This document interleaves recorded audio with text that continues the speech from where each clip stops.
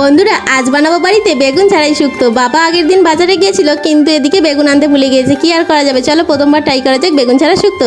এদিকে রয়েছে সর্ষে পোস্ত, কেটে রাখা সমস্ত সবজি, উচ্ছে, আলু আর এদিকে ডাঁটা, সমস্ত সবজি ধুয়ে বেছে নিয়েছি। চলো এদিকে রান্নাঘরে চলে এসেছি।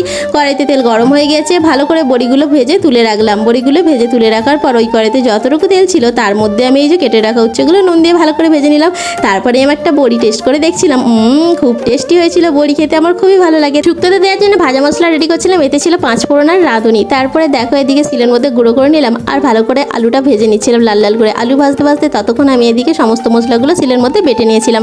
আলু লাল করে ভাজা হয়ে গেছে, কড়াইয়ের মধ্যে 5 ফোড়ন, তেজপাতা আর গোটা লঙ্কা দিয়ে এই যে কলা আলু দিয়ে ভালো করে ভেজে নিচ্ছিলাম। তারপরে আদা বাটা আর হলুদ দিয়ে ভালো করে কষে নিয়ে একটু নেড়েচেড়ে জল ঢেলে দিলাম আর প্রেশারের মধ্যে দিয়ে দিলাম একটা সিটি হওয়ার জন্য। একটা সিটি হওয়ার পর নামিয়ে নিয়ে কড়াতে আমি এদিকে ঢেলে নিয়েছিলাম, দিয়ে দিয়েছিলাম বড়ি, পোস্ত বাটা।